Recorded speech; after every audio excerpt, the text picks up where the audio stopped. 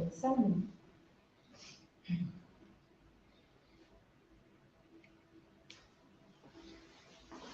Good evening. Welcome, everybody. Thank you for being here. Those that managed to be here in person, thank you for those watching us on Facebook or Instagram or YouTube. So thank you for be present here. So in terms of news of our group, we don't have any at the moment. We had our Festa Junina 2 weeks ago, and would you like to say thank you for everybody that came and participated. Was really amazing for us to see everybody enjoying the Brazilian culture and just that harmony and fun environment with us.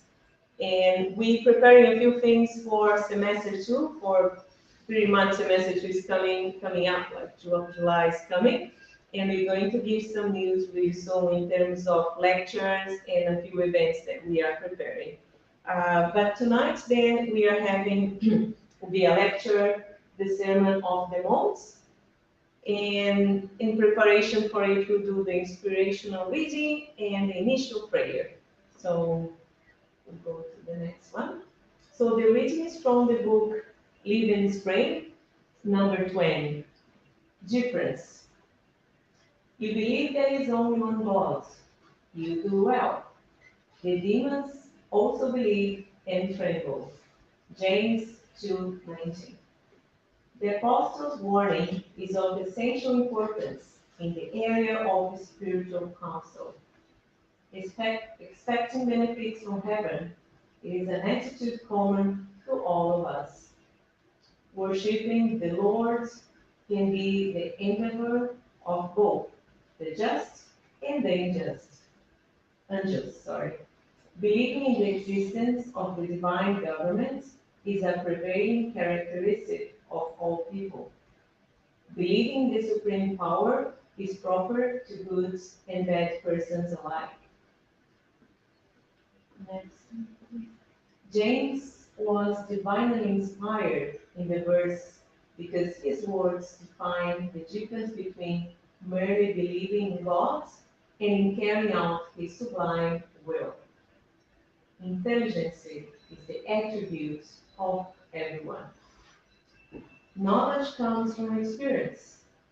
Human beings are always evolving, and those who evolve learn and grow. The difference between good spirits and bad ones lies in the way they use their knowledge. Demons, symbols of weakness, satisfy their own desires, which are often insane and dark. Angels identify with the designs of the Eternal One and comply with them wherever they may be. Therefore, remember that when it comes to the issue of your personal happiness, your religious affiliation will not be enough by itself.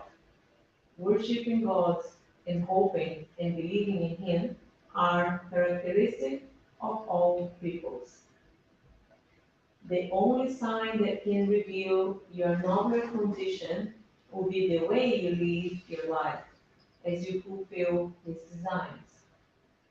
Because actually, simply believing in the good that comes from the Lord will not do much for your spiritual growth. It takes due diligence in practicing the goods today, here and now, in His name. So let's do our initial prayer then.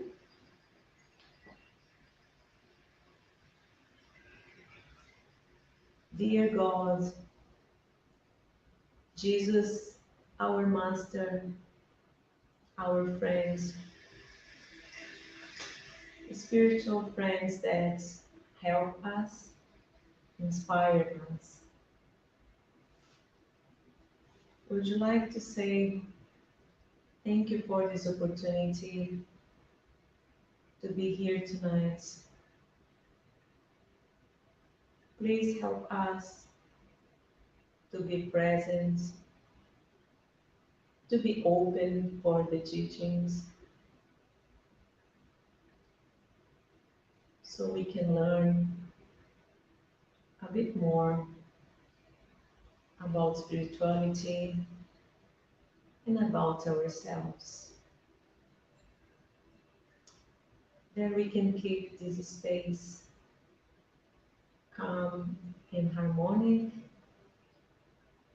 and make the most of the opportunity of this meeting.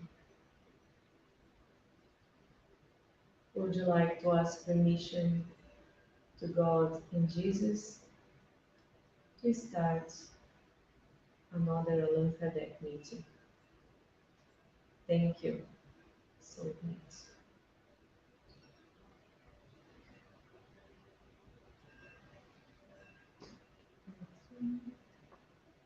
Stop the music, please. So as we previously announced, tonight we have a lecture in English, the Sermon of the Mount, and I'd like to invite Marie to do the presentation for us.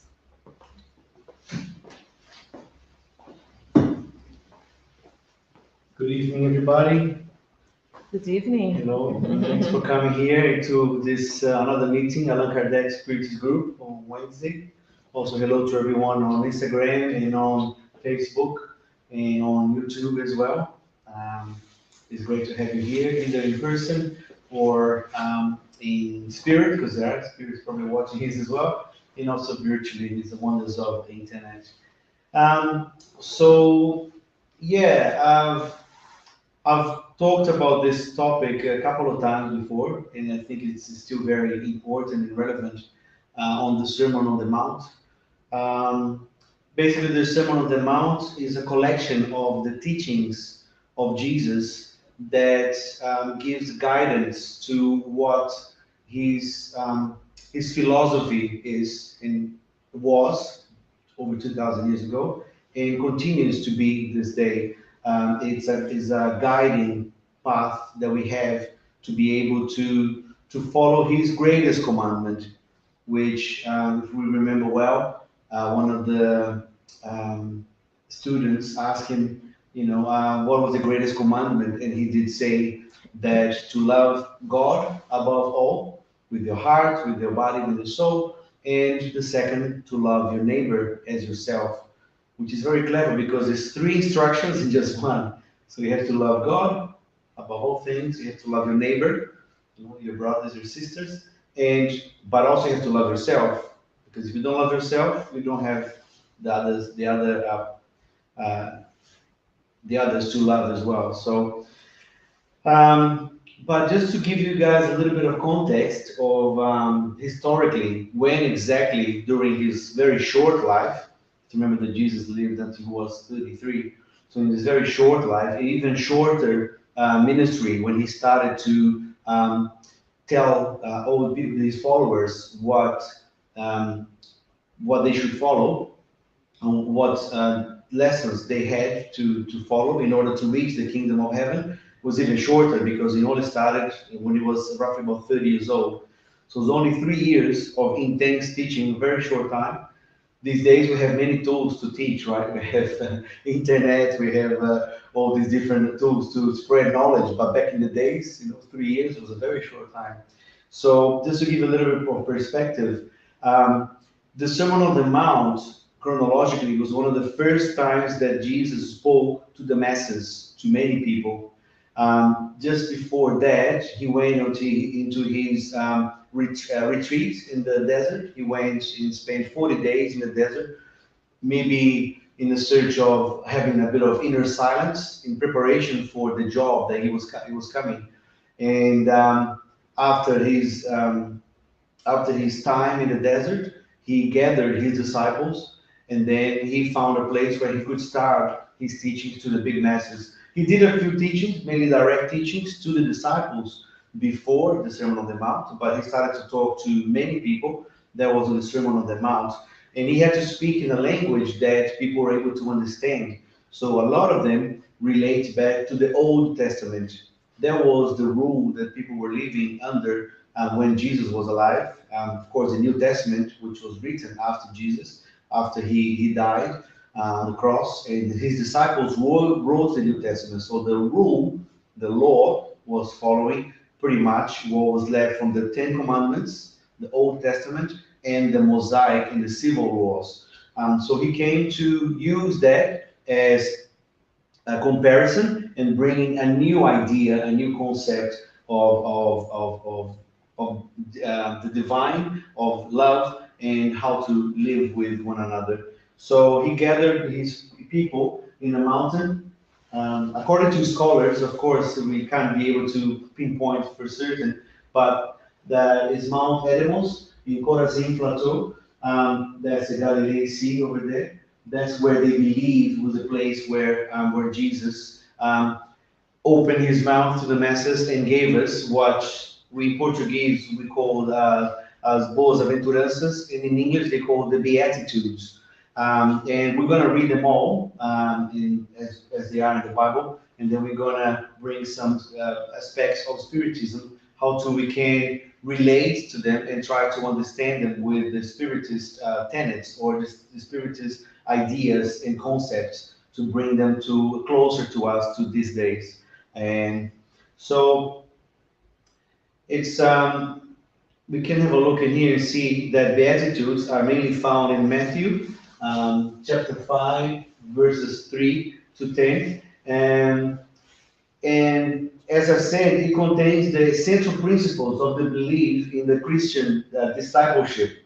And mainly it's two phrases. One is a condition that you have to go through, or a challenge that you are going through, and also the result or a reward.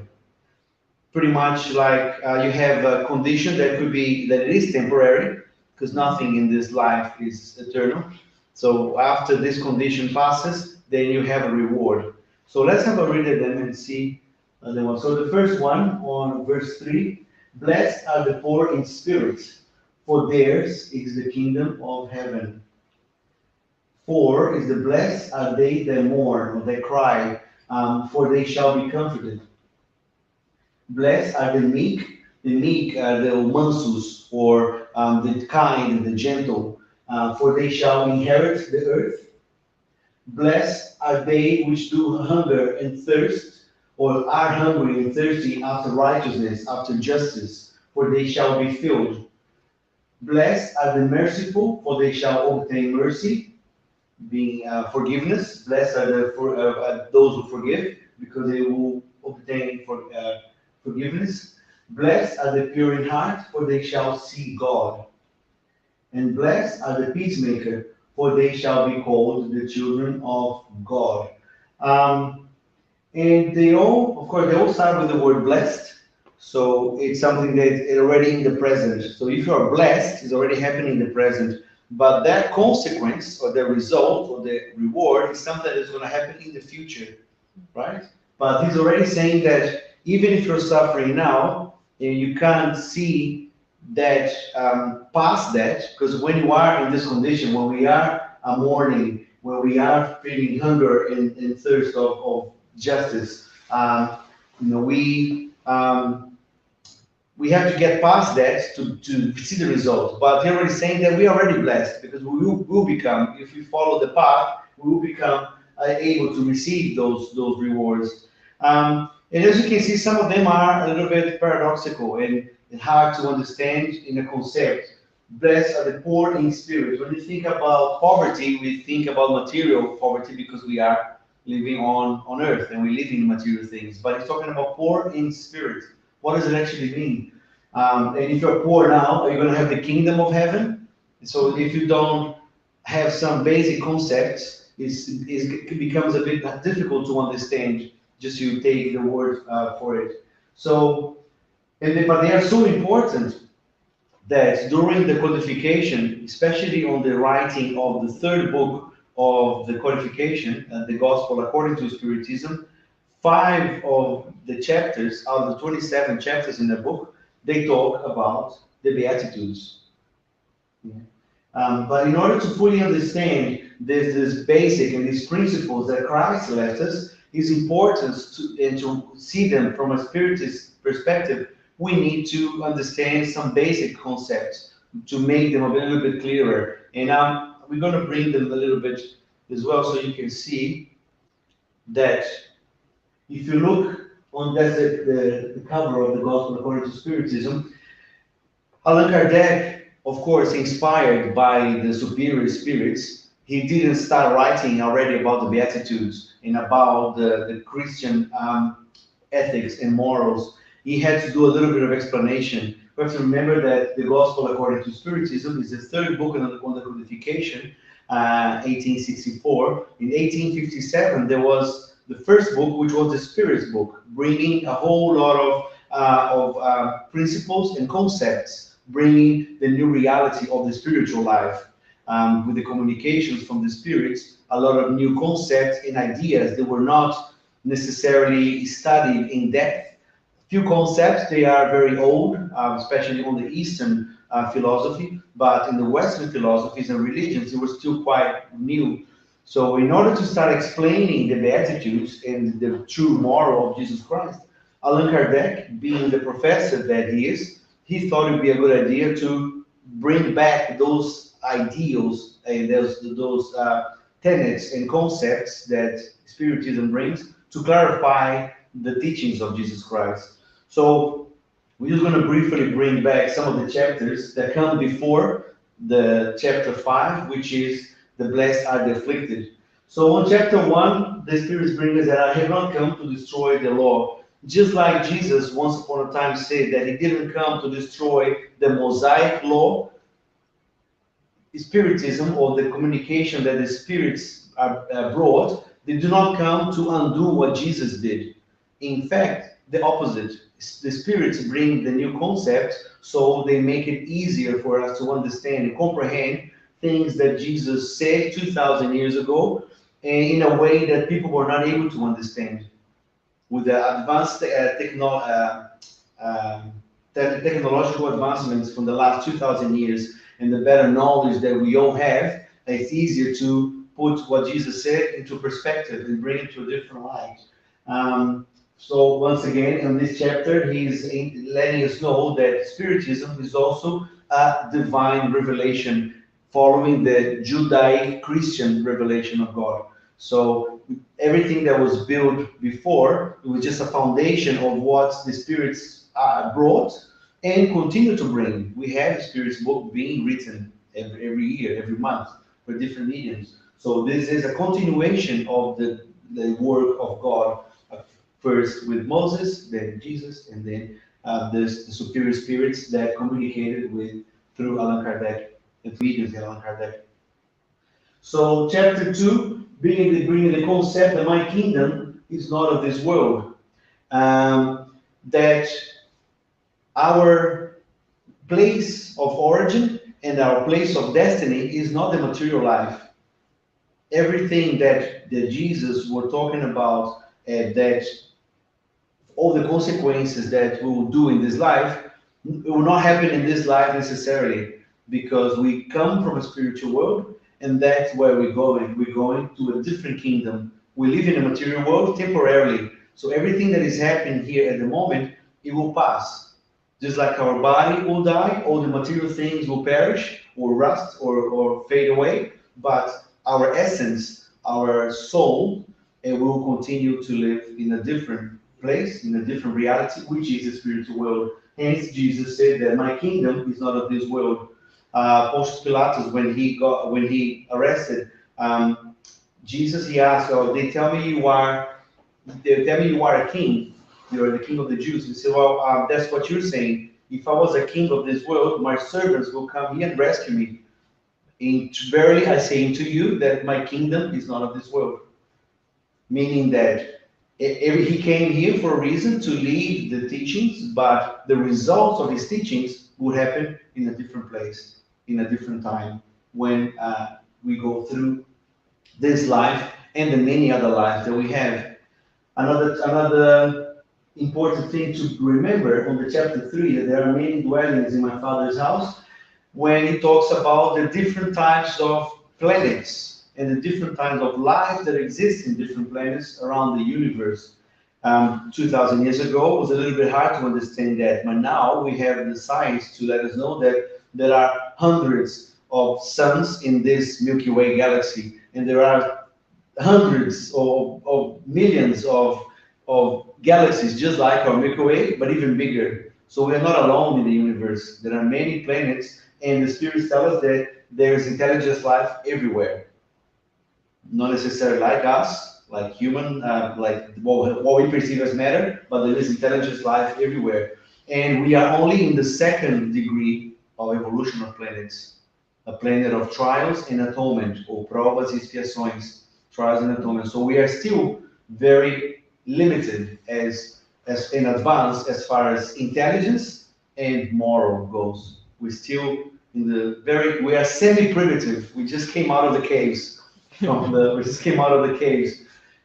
Even though we have all this technology and we are advancing, New Zealand just yesterday launched a rocket to go to the moon. Little tiny New Zealand, to the little, I think, Mahia Peninsula. They shot a rocket to go to orbit the moon. So we are advancing technologically, and we're still dragging along with our moral part as well. But we are evolving, but we're still in the many dwellings. We are just in this dwelling in the Father's house, Father's mansion, but there are many others which we will go one day eventually, and we will follow the evolution of this one too. But in order to evolve and to become better and to bring this planet to a better level of evolution, we will need to go through many different reincarnations. So the spirits bring us the concept and the proof with the communication of the spirits in the mediumship phenomena that there is life after death and that we come back to live other lives. So in chapter 4 is in that no one can see the kingdom of God unless he is born or she is born again. And this is very clear. He even explained to Nicodemus when Nicodemus he was telling Nicodemus that no one can see the kingdom of God unless he is born again. And then Nicodemus, which was a lawmaker back in the time, he was like, so how can I go back to my mother's womb and be born again? And he said, oh, well, if you are the lawmaker, one of the most intelligent people on this society, you cannot understand that, then the common folk or the common people will definitely won't understand it. But in truth and verily, I say to you that you have to be born of the flesh and you have to be born of the spirit. So, in a lot of different schools of thoughts and religions and philosophies believe that Jesus was talking about the ceremony of the baptism. You have to be born again in this life by accepting Jesus and being born again. But I think it's very clear that he was talking about living again, being born again in a new reincarnation. So all of these, in a very brief summary, because every chapter is very lengthy, we could do many lectures about each one of them, but they will help us understand what was the point of the Beatitudes and why we have to go through this condition or this challenge in order to get a reward, in order to receive the reward. Um, so it's all there on the first 4 chapters because the fifth chapter, it's according to the book, the Gospel according to Spiritism, it's blessed are the afflicted, which is contradicted, right? If I'm afflicted, if I'm suffering, how can I be blessed? How can I be blessed and be happy about it if I'm suffering, if you have a pain, if I lost something? It's goes if you just look at life with one existence or one material life, it doesn't match. It doesn't make sense. And so looking at these different concepts that Spiritism brought before us, we can kind of understand that suffering is temporary. This affliction that we're talking about is temporary. It's happening at the moment, but because we are eternal spirits that have many reincarnations on this planet that is very low, very inferior in moral progress, then we can understand why we're still suffering because we have the moment to realize that we are afflicted at the moment, but this reward will come in a different timing. Just like Jesus said that his kingdom is not of this world, the reward is not going to come in this world. It might.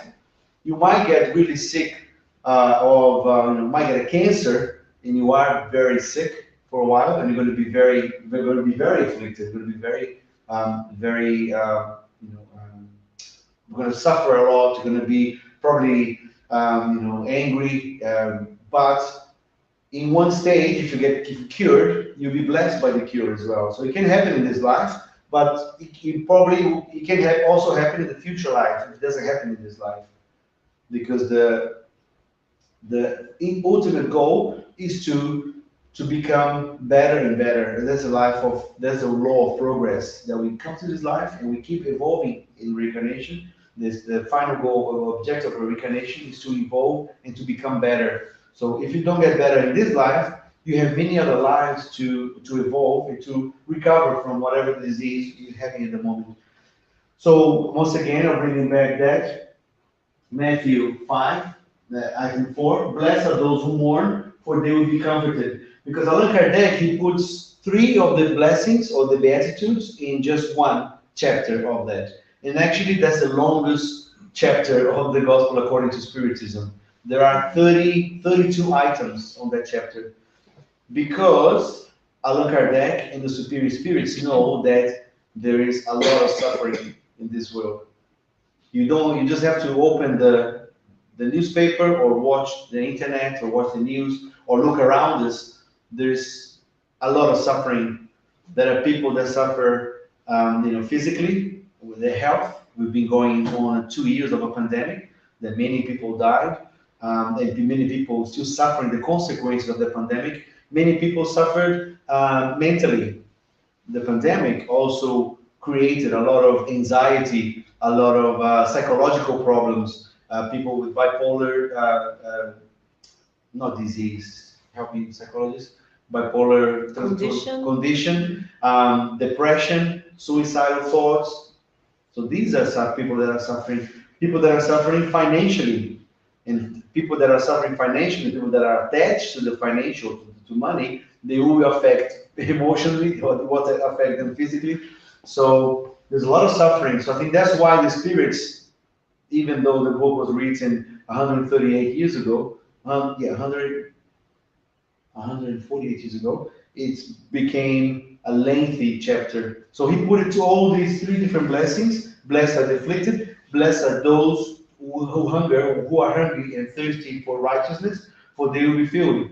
Because we still see a lot of injustice according to our point of view, because we're still very young and don't understand the whole concept of our journey as spirits, as souls. We still think there's a lot of injustice in the world. So we are thirsty and hungry for justice. And also, blessed are those who are persecuted because of righteousness, for theirs is the kingdom of heaven. So these three beatitudes are inside the chapter 4 of the Gospel according to Spiritism. And it's interesting that he also changed, Allan Kardec changed the order. First, he's bringing these 4 chapters explaining the basic ideas of Spiritism, then bringing the Christian principles, but he doesn't bring the first one which Jesus brought, which is blessed are the poor in spirit. He also first talk about affliction, because there's a lot of affliction in this world and there's a lot of people suffering. And one of the main objectives of Spiritism, one is to annul or to cancel out materialism, to bring the reality that there is life after death. Life doesn't finish when the material world finishes. So that's one of the main objectives. And also another objective is to instruct, to give us instructions, to give us knowledge, and also to bring comfort. So by bringing the chapter of blessed are the afflicted, understanding why are we afflicted, why are we going through mourning, why are we going through this suffering, that will bring us some relief.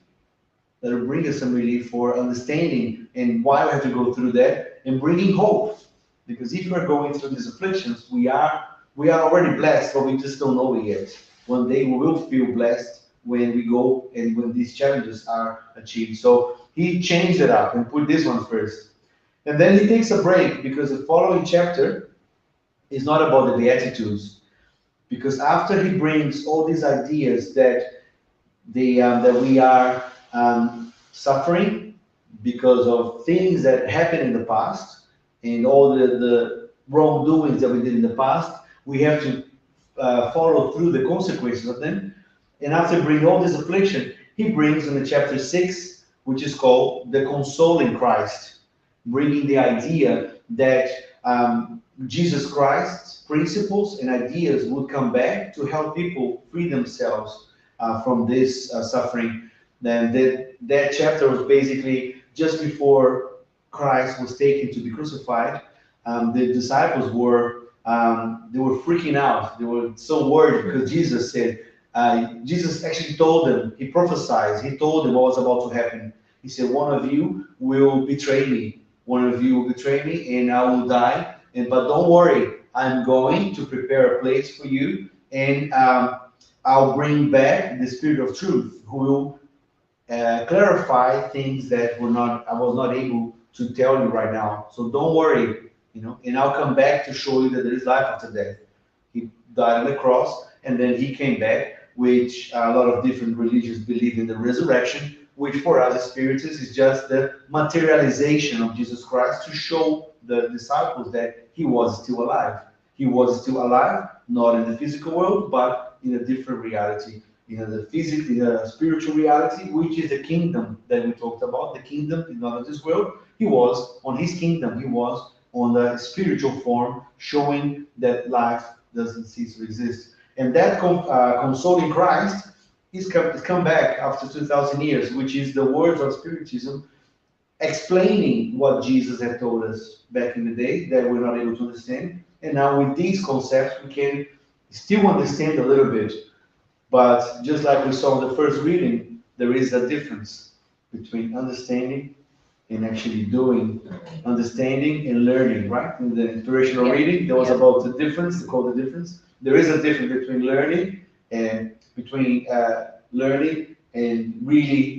putting that into practice. So we have been studying, we have been listening what Jesus has said for the last 2,000 years, in the many reincarnations that we had in the past 2,000 years, but we still haven't grasped the idea enough to put into practice.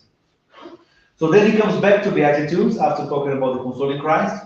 He talks about the first one, blessed are the poor in spirit, for theirs is the kingdom of heaven. So what does it mean to be the poor in spirit? Because once again, it's a contradiction, right? We're talking about poverty, but we think about money, we think about wealth, and then we think about spirit, which is something that is totally immaterial. So how can you be poor in spirit? What does that actually mean?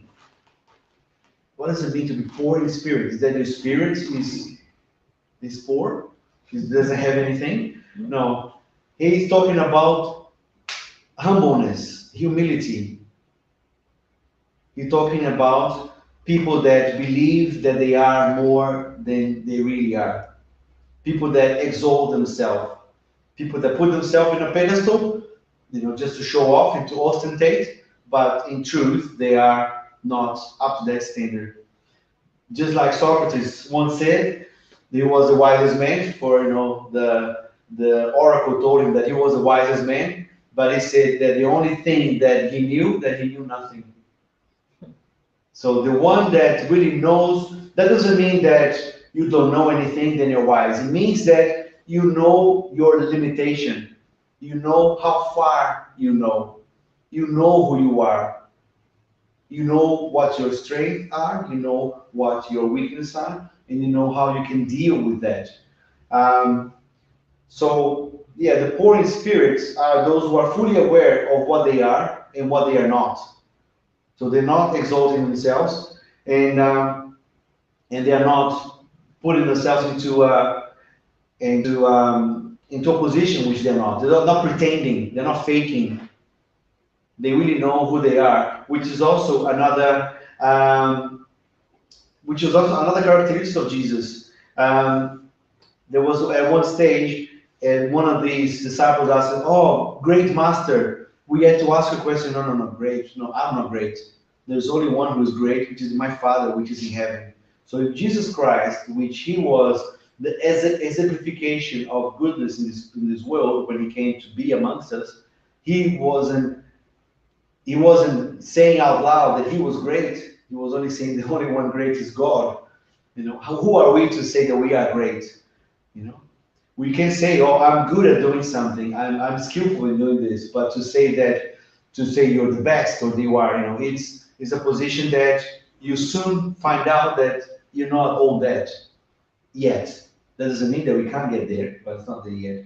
So, and then the question 785 in the Spirit's book, this Allan Kardec asks the Spirits, what is the biggest obstacle of moral progress? And the Spirits reply, pride and selfishness. So when you are proud and selfish, you are not poor in spirit. Because in spirit, you think you're wealthy, you think you are, but you're not really all that.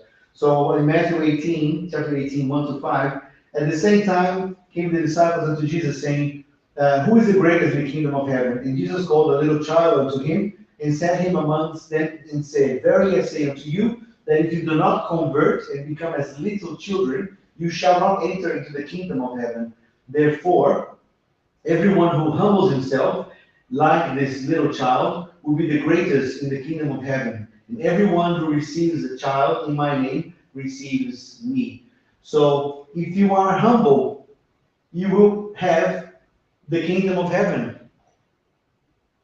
You'll be able to enjoy the future rewards of a different level of existence. So if you're humble now, you'll be able to be exalted in the kingdom of, in a different spiritual life. Um,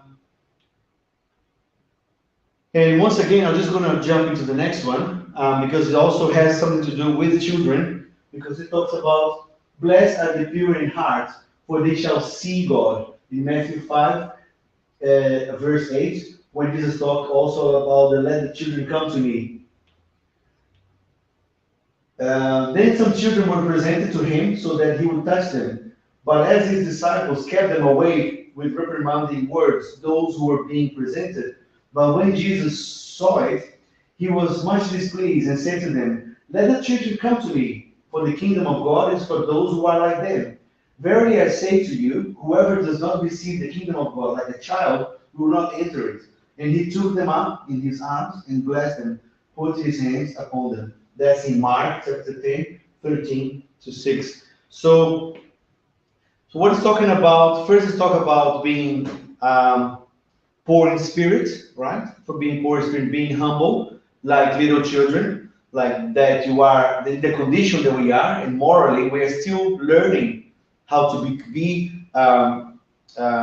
good, and how to be loving, and how to be respectful. We're still learning like children. And also when he talks about the pure of heart, is the purity of intention, because the children, which is the first stage of the reincarnation, they're still very, their connection with the material world is still very loose. So they're still very adaptable. That's when most of the teaching goes to the children, right? When we are young, that's where they learn the most, because they are open to it. And when children, when they feel something, they don't have any filters. They don't have any barriers. When they feel hungry, they cry. That's automatic. When you ask their opinion, they tell the truth. What do you think? Do you like my clothes?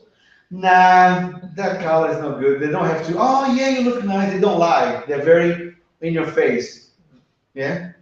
Or I have 3 kids and they come up with sometimes with a very honest, opinion. They can't really fake, because we are conditioned in society to put on a mask and to have not that purity in the heart like children do. We used to, and some people do, and some people do,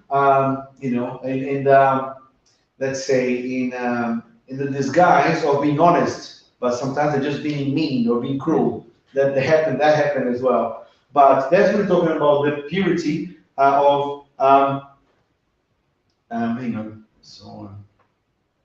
And it's interesting because it says, blessed are the pure in the heart, for they shall see God.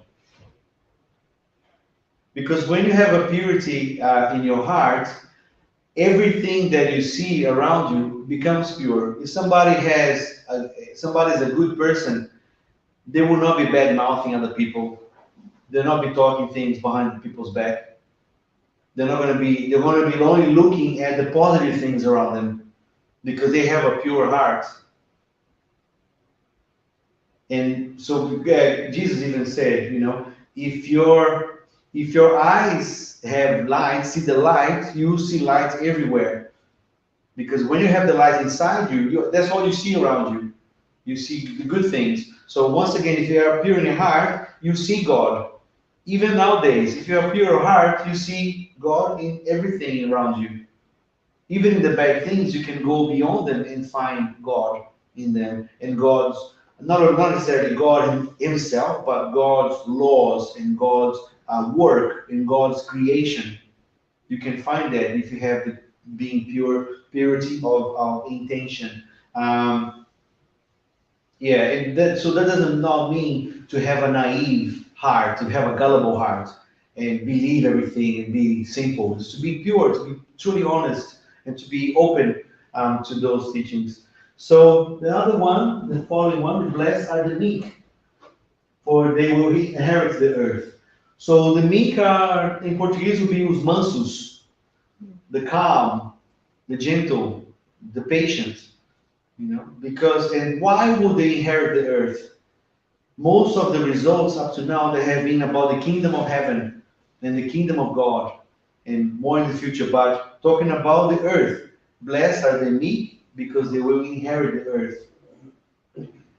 Because as we saw on the first chapters of the Gospel according to Spiritism, planet Earth is in the second level of planetary evolution, and it is evolving. It is becoming a better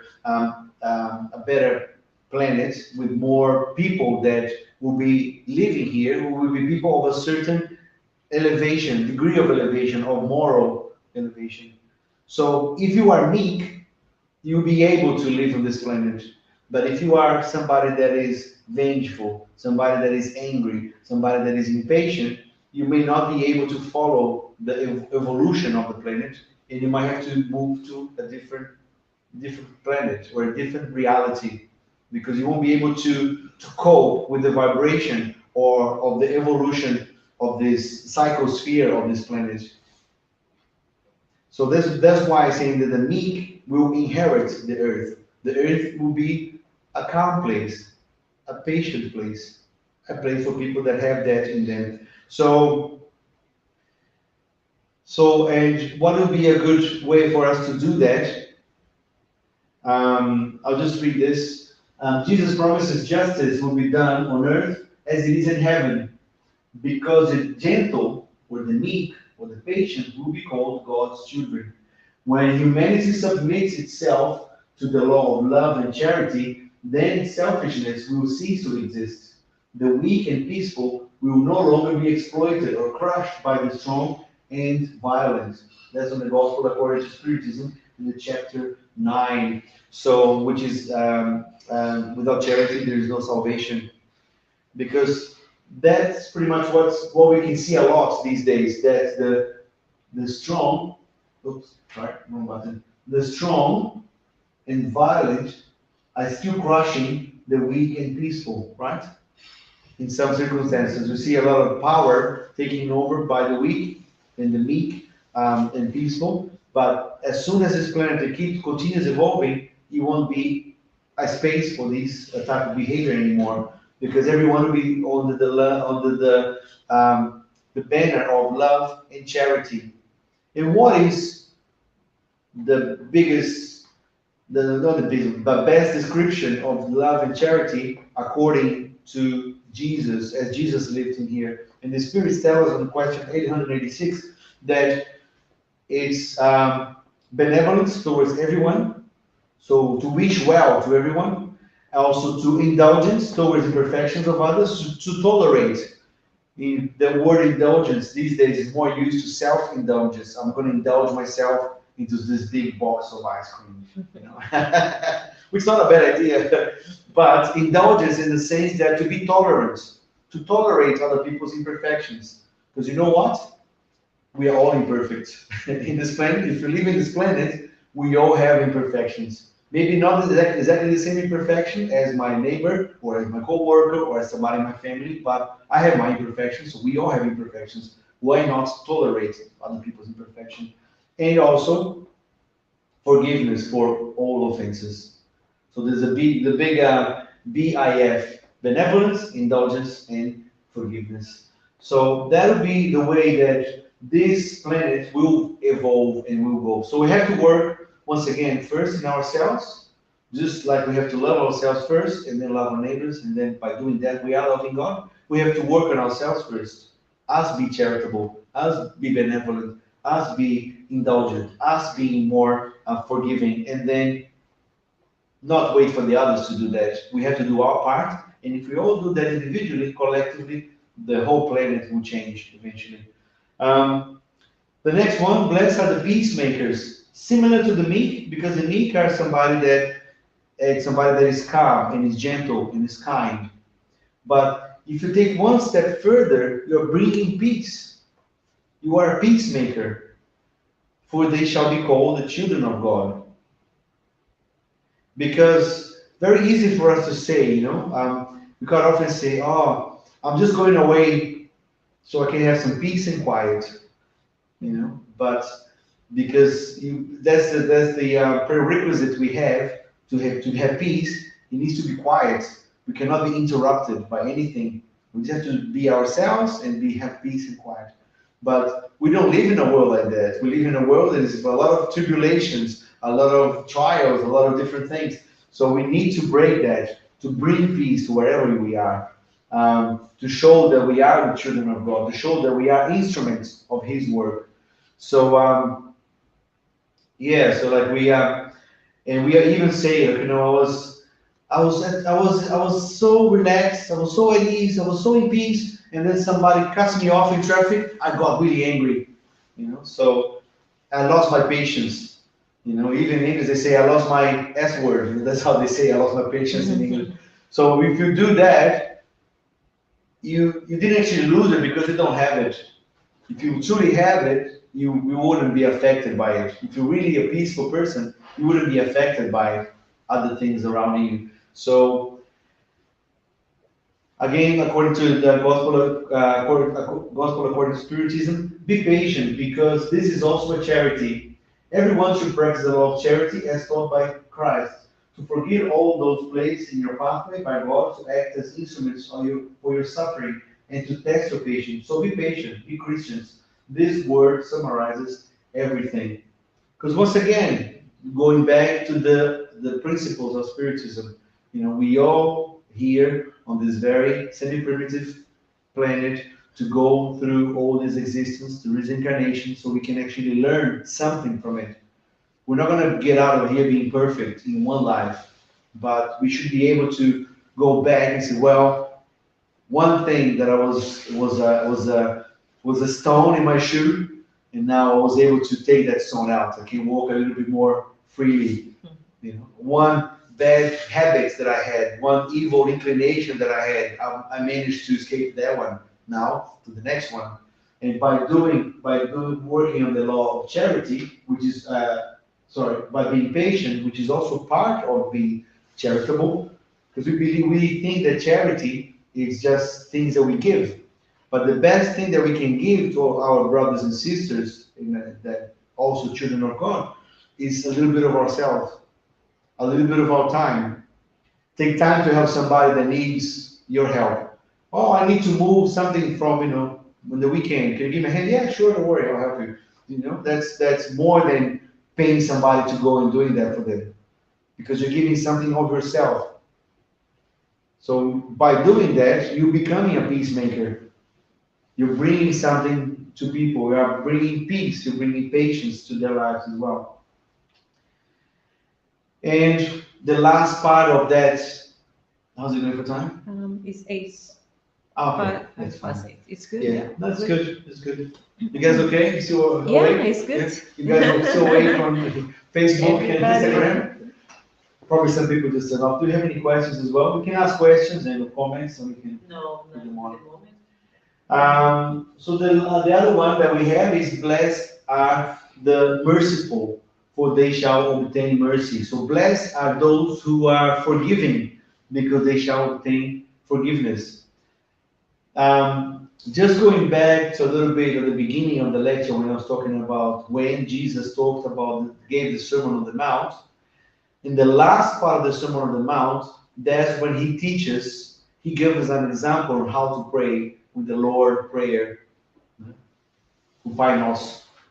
In that prayer, he says, forgive our, Forgive others. yeah, hang on, I'm thinking in Portuguese, perdoe, no, forgive us as we forgive all those who trespass. Forgive our sins or our trespassing as we forgive our trespasses. So Jesus put as a condition to be forgiven is that we forgive. So please God, forgive me in the same way that I forgive other people. Yeah. Of course, God will forgive everybody, but what happens is that in our conscience we know that we did something wrong, and we won't accept forgiveness. It's very tricky like that because our judge, our most severe judge, is our own conscience, which is a seed of that is put into us when we were created as spirits. We have our conscience. When you do something wrong, and you know you did something wrong, you're gonna find very hard to sleep. If you don't know, you don't care because you don't know. But if you know you did something wrong, you hurt somebody, and it can really hurt you. Poderia fechar a porta, fazer um pouco de barulho. Thank you. And and Jesus actually tells us, a good way to deal with that kind of stuff by saying that, moreover, if a brother has sinned against you, go to him and make his wrong known in private between you and him. Then Peter approached him and said, Lord, how many times shall I forgive him? Up to 7 times? Jesus said unto him, I do not tell you up to 7 times, but up to 70 times 7. Okay? So that's something else. We have to forgive, but very honestly, you're not going to be forgiven to put yourself once again on a pedestal in front of everyone. Oh, that's okay, my brother. I forgive you. People, hey, everybody, I'm forgiving this guy. That's not true forgiveness. You're just using that opportunity to lift your ego, to put yourself up. But when you truly forgive, just like Jesus said, you go and make his wrong known in private between you and him. Nobody else's business. You know, between you two. And then Peter asks, how many times? 7 times? And then Jesus says 70 times 7, which is not just 490. Okay? We have to forgive endlessly. You have to forgive as many times as needs to be forgotten. Because we have this habit of looking at other people's mistakes, right? We keep looking at the speck in other people's, or speck of sawdust in other people's eyes, but we have a plank in our eye. We don't see the mistakes. Quite often we don't see the mistakes in ourselves, and we project that mistake into other person. So a lot of the times when you see yourself finding mistakes around you, it's because you have something to deal with, maybe not consciously, but maybe on a subconscious level. If that is bothering so much, to be criticizing, to be finding, to poking at that, take a look at yourself, take a look at the mirror and say, why is that bothering me so much? It's nothing to do with me. Why is that bothering me? Maybe you have something deep on your subconscious that it's still not resolved, an issue, trauma, some sort of difficulty that you have. Because we keep looking at other people's eyes, going, oh, you have a little something in your eye, but our eyes totally, wrong. So that's in Matthew chapter 7, item 3. So with all of that, we can't walk towards perfection. With all of that, knowing, of course, that the main law, the greatest commandment, is to love God above all and love our brothers as ourselves as the greatest commandment, and having these instructions on how to apply this love. Because it's very easy, all we need is love, like the Beatles say, all this love, but how am I going to apply this love into my daily life? And why should I apply? And what's going to happen if I don't? What's going to happen if I do? Jesus told us in the Beatitudes by working towards these qualities that are they can be acquired by practicing the law of charity and love. We are able to follow through perfection, follow through the path towards perfection. So therefore, be perfect as your Father, which is in heaven, is perfect. Of course, if we take away reincarnation, if we take away a law of progress, this is impossible. How can we, very limited intellectually and most importantly morally, how can we be perfect like God is? We can't in one life. So we are not perfect, but we are perfectable. We can be just like a brute stone, like a raw stone. We can be worked, carved through, chipped away. We can become an ornament. We can become a tool. We can become something useful if we keep working at it. So we can be perfected. All right. So that's something that I really like to take for us this evening, which are really approaching the end of this very dense but short lecture for what the topic that we chose. The true spiritists can be recognized by their moral transformation and by the efforts they make to overcome their evil inclinations. Because we're not going to be, we're not saying, like I didn't say that the true spiritist is somebody that is perfect. The true spiritist is the one that is trying, making an effort to work on themselves, on their moral transformation, on the inner reform, moral reform, and try to overcome their challenges. So that's how we're going to be recognized if you're trying to follow the Spiritist. And not only that, if you try, I guess if you put it in a different perspective, you could say if you want to evolve, that's how you can do it by working on a moral transformation and trying to avoid your evil inclinations. And there are other people that are not really spiritists, but they are doing that. They are following that idea of moral transformation, transform themselves morally, and controlling their evil inclinations. So in order to do that, to help a lot with our moral transformation, the Beatitudes become very important, especially if we start to look at them with the Spiritist concepts and Spiritist ideas. Because as one once said, that Jesus, the teaching of Jesus is like a door, and Spiritism is the key.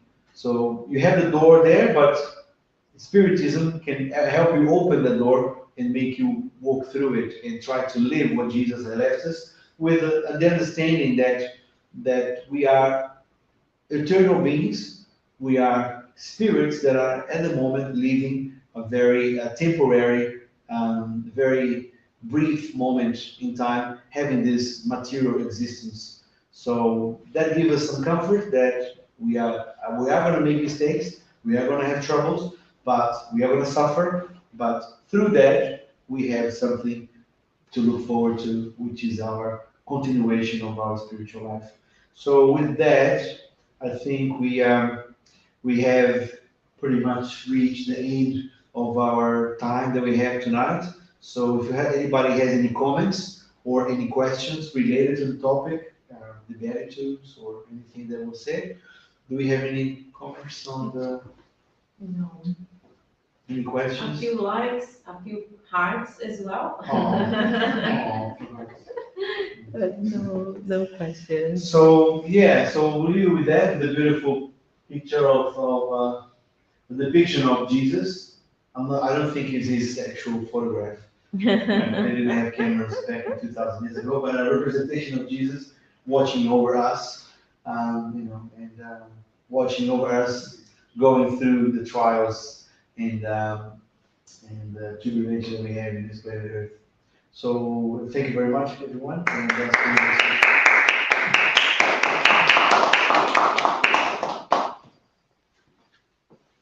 So thank you very much, Mani. It's a blessing for us to be reminded of Jesus' lessons, as even meditation is really like instructions for our daily lives. The more we learn, the more we study, the more like we'll be to actually apply in our daily lives everything that we already know about what we should do, really. So thank you, Monique, for preparing, for doing the research, putting together, and I think all of us has lots to take home and reflect throughout the week and throughout the days that are coming up. So now we're going to go to our last phase of our meeting, the vibration phase. Some music, please. So pretty much we together can send some positive vibrations to the place that are in need. And straight after we do our final prayer.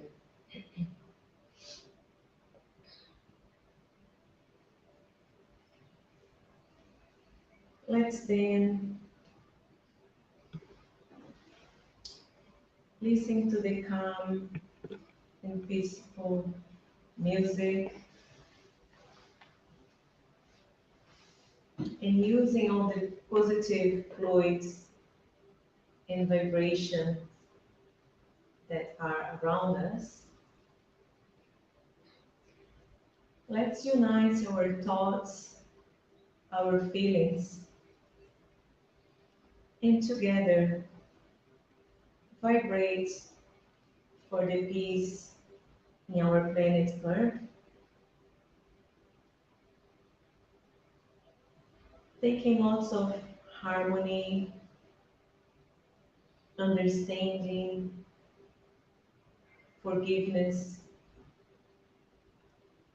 and embracing and evolving our planet. This place that serves us as a school, as an opportunity to improve ourselves. Let's also vibrate to the hospitals, people that are suffering, whether it's mentally or physically. Also taking some comforts in our love to those that are sick and maybe don't have a house, don't have a shelter. Let's also take some hope and faith so they can be reminded that suffering is temporary, in a new phase and better days will come. Let's also vibrate to our brothers and sisters that are at the moment in the prisons. Let's take them courage, let's take them faith as well, so they can believe that new opportunities always come to all of us. We all make mistakes, we can all be forgiven by God, but we also need to learn how to forgive. Let's also take our love to the spirits that disincarnate recently and that may be still a bit confused or not sure about what's happening. Let's hope that they receive explanation and they can understand better the new opportunities, the new journeys ahead of them. Let's now use this time and think about those that are closer to us in our lives. Let's vibrate to our family members, whether they are here in New Zealand or overseas, wherever they are. Let's take them our love. Let's also vibrate to our friends or people that we live with. Let's take a moment to remember or think about someone that's going through harder, harder challenges at the moment. Let's bring to them lots of courage, lots of hope, so they can overcome the challenge and become even stronger after that.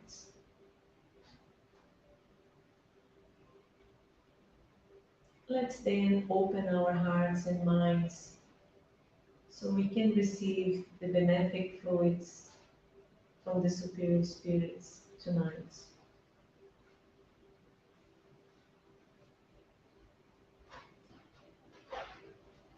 And then, would you like to say thank you so much for this blessed opportunity to be here, to be reminded of this spiritual life, to be reminded of our journey of evolution.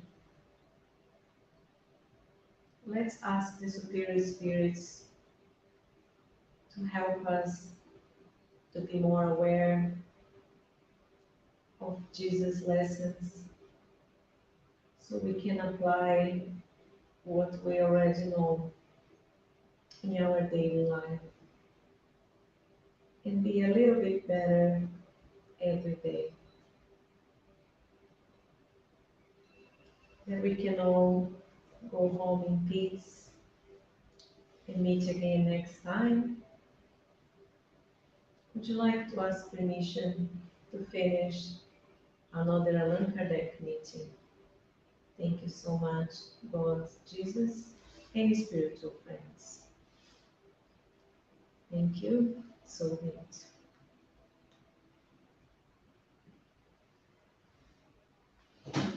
So thank you everybody that were here with us tonight, in person, online, or maybe not tonight whenever you guys are watching that. We're going to be here again next week. So see you then. Take care.